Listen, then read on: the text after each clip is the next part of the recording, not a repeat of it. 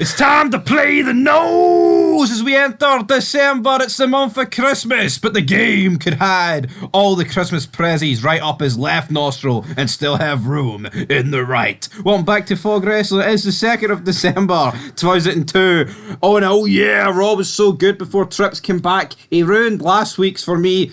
Just did not need the match to end that soon, even though Shawn Michaels probably did. But he's back, he's born this, and he's channeling his inner Jeff Jarrett. And he's got room for more world championships up that right nostril. 11 at his current rate is not enough. He wants more. 2 weeks off, straight back, into the title picture, into the main event. Who else would do that? Who else but Triple H? That wee Quagmire meme for Family Guy. That's a Triple H. I mean, see Quagmire's chin? That is like half the size of Triple H's nose. Isn't it? It is, but we kick off with the Dudleys versus 3 Minute Warning. 3 Minute Warning lose. 3 Minute Warning are dead. I think they need to go. I thought they lasted pretty long into 2003, but by this stage, I think they could die on the best of show. I mean, what do you mean die? Well, what is the purpose of them? It's done. I actually think Aaron Rico killed them. Rico's a bum. How did he go for like the gay guy and Billy and Chuck supposed to be like the big tough guy that speaks for 3 Minute Warning? These two big bastard Samoans being managed by a guy that takes up the ass. I just can't take it serious. Yeah, that is true. I mean, up until Rico joined, 3 Minute Warning were destroying people. Yeah, Rico joins and they can't buy a fucking win. So he's good on the mic, I'm not denying that, but I think like the guy was literally known for being gay. I think once you put a guy that's known lots of practice with it, I guess. Anyway, yeah, they lose to the Dudleys. Dudley boys are back in town. We've seen Jericho, Christian throw Spike Dudley off the stage after we come back for the break. They attack them. Spike's off the stage. Rosie and Jamal destroy the Bubba and Devon. So all 3 members of the Dudleys left lane. Pretty nasty concerto to Devon. I'm pretty sure. Well, I know Christian did catch him. As soon as it hit the back of his head, he was flapping about like a fish. Fish out of water. Anyway, backstage, Eric Bischoff and Chief Morley are there. Bischoff says he hired Morley for when things get out of hand, just like what happened right there. Morley says that from now on he wants to be called Chief Morley. Triple H enters. Bischoff says, what the hell's the deal? Triple H blames Bischoff for nearly ending his career. But, I mean, everyone was in the match. Triple H, stop being a whiny bitch, for God's sake. Triple H is upset that he has to beat RVD to become the number 1 contender. I mean, why not? Looks like RVD was about to win the title last week, so I think, if anything, RVD should be complaining. RVD should be like, why do I need to beat Triple H to Maybe get the a fair rematch? thing would be a triple threat. Considering, like, Triple H never got a rematch and Van Damme got cost the match. Well, maybe, but I suppose, possibly. Who knows? I don't like Triple H whining about getting injured when, like, I think that adds to the match. I get it, he's a heel, but the fact about this match was, it's a big bastard chamber and injuries will happen. And I think when someone complains backstage about getting injured, it just cheapens it. Bischoff says he's been more than fair towards Triple H, and I think he has been. I don't think he fucking gave him the belt. Yeah, I mean, come on, what more do you want, for fuck's sake? He literally handed you the big gold World Heavyweight Championship. Triple H says that he's going to give Bischoff a friggin' train wreck tonight. Morley thinks it's going to get out of hand. Bischoff says we'll need to get a special guest referee. Who could that be? Who could it be? We don't know. Up next, though, Trish Stratus beating Ivory in a basic Divas match. Lasted about 2 minutes. Not a lot here. Ivory's no Victoria, is she? No, Victoria is rummaging through someone's bag backstage. Jackie enters and goes, why the hell are you going through my stuff? Cracker. Victoria says that if it's her bag, then she'll probably find something battery operated. So Jackie then suggests we have a match. Victoria says that Jackie doesn't deserve a shot at the title, but Jackie says she doesn't want a shot at the title. She just wants to kick Victoria's ass, and then they start kind of fighting and grabbing each other, and Jackie whacks Victoria's head off the locker room door twice, and we're getting the match tonight, buddy. WWE Raw Thanksgiving parade. So there we get a wee bit of footage here. This didn't do anything for me. Thanksgiving never did anything for me. It's just an excuse for you Americans to get even fucking fatter. Bring out the turkey. Chris Jericho and Christian are backstage. They have a message for the Law Rocker Room. Christopher Nowinski's there, but he starts kissing ass. So yeah, Jericho says if anyone messes with him, they'll end up like the Dudleys. And Nowinski, he's seen that chair shot to the back of Devon's head, and he knows he's going to get a future concussion. So he was like, Don't mess with me, brother. Don't mess with me, brother. Christian says, Jericho, tonight I can prove to Booker T that he is not a sucker.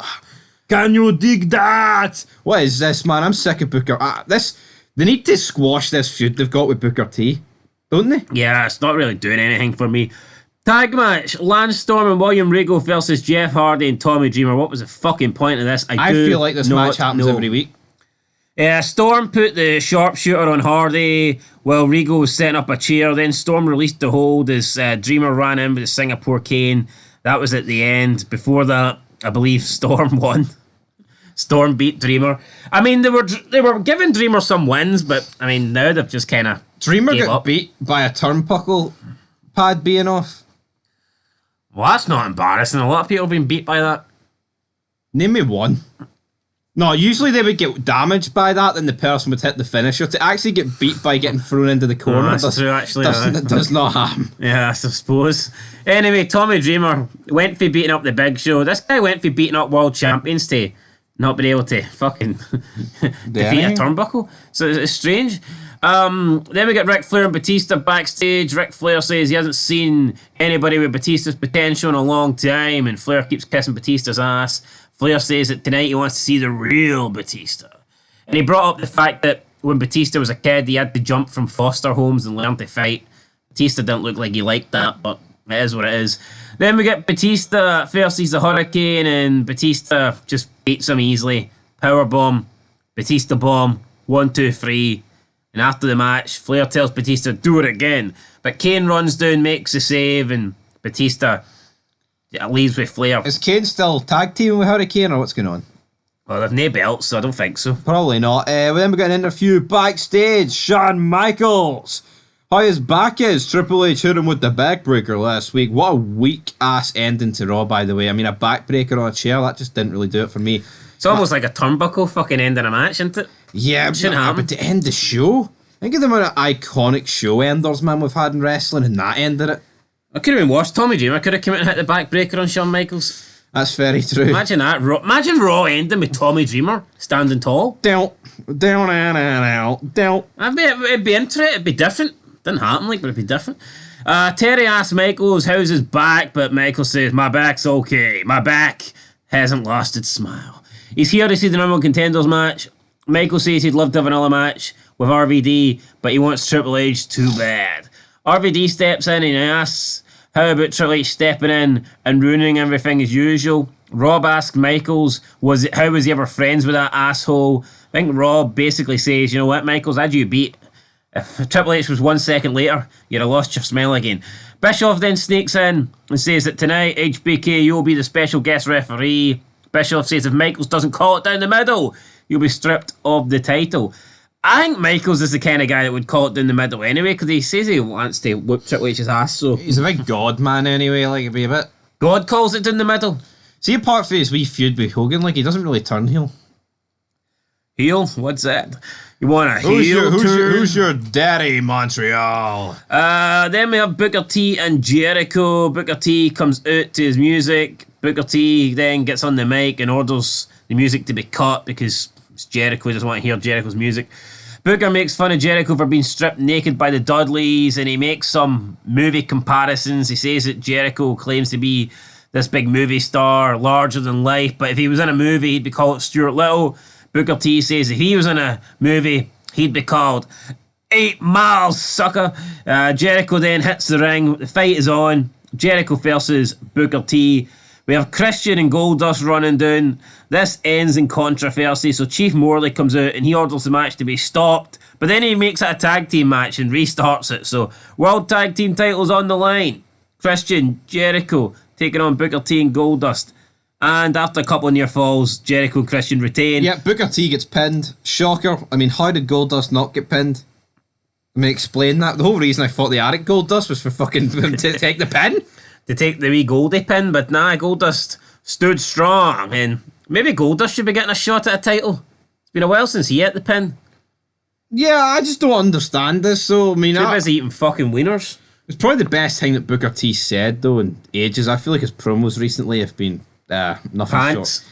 Yeah, pants, to say the least. I mean, the guy... I tell you what, though, it's like, I mean, we know we're getting Booker T, as the WrestleMania main event, but right now it's like week by week, it's getting further away from a main event, in my opinion. Yeah. I would go as far as saying I don't even think at the moment Booker T should be main event Raw. Never mind competing for the belt at Mania, but that's just me. What main event at that Mania? Angle Brock, I think. Anyway, I had to, didn't it? we get the FU with Stacey Keebler and Tess. Stacey is straddling Tess on the couch and they're kissing. Stacey stops and says she has a great marketing idea that will make his testicles look massive, and Tess seems uninterested, but I mean, whatever. That's it. FU, we don't really get to see anything else. Then we get a Divas match, Victoria Jacqueline. Victoria beats Jacqueline. No, she doesn't actually. Upset victory for Jacqueline, and Stevie Richards runs down. He consoles Victoria, and then they do their wacko thing inside the ring, biting, kissing, punching, whatever. Why the fuck did Victoria lose this match? I don't know. It's a roll up though. It's not a Tommy Dreamer into the corner, is it? But holla, if you hear me, Scott Steiner comes down. Scott Steiner, he's here for all his freaks. Scott tells Victoria to stop hanging out with this wacko and find out what a real man is like. Scott tells Victoria that Eric Bischoff has a special surprise for tonight.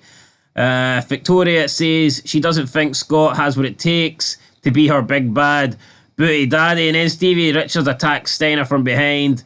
Steiner hits some suplexes on Stevie Richards. Victoria jumps on his back. She gets snap-mailed, and then we get the old Scott Steiner push-ups. Ha, ha, ha, ha, yeah. Yelling in Stevie Richards' face, and that was that. Who's your doctor, Stevie? Who's your daddy, Stevie? But then Eric Bischoff comes out. He's like, Steiner, you're back. I've got a very special gift for you, Steiner. So he brings him his own freaks. He leads them to the back. And Steiner's like, no, it's all right, Eric. I've got my own super freak. And I think, see, as soon as he said this, I think we all knew what it was going to be. I mean, it was hardly even, who was he going to have in here? Mae fucking Young? Yeah, Mae Young, Mueller. It was Stephanie McMahon, and she says, I can offer Scott Steiner something you simply can't, Eric. And Eric's face drops him. Yeah, he went feeling like Eric Bischoff to like Jackie Chan for some reason. I don't quite get it. And then Steph, she pulls the window down, rolls the window down, and tells Eric, holla if you hear me. And the limo drives off, and Eric's looking like he's having a fucking heart attack. He looks like he's lost the Monday Night Wars again. He did. 83 weeks. WCW just went out of business. 83 weeks, down the drain. WCW lost its smile. Randy Orton then interrupts us for a wee interview, but then JR ends up interrupting him. Yeah. He's like, fuck you, buddy. Triple H and Shawn Michaels are backstage. You know what? I like these wee Randy Orton things, but I think enough is enough. Like, yeah, I'm glad there's only so much you can do. It's funny that he got interrupted when he's interrupting people. Yeah, because normally Orton interrupts. Normally every time you want to see something interesting's happening, it cuts to Orton. So it was kind of nice to see JR pull the other way, man. But then we get Triple H, Shawn Michaels backstage. Triple H asks Michaels how his back is. Yeah, your back's sore, buddy. Yeah, your back's sore, buddy.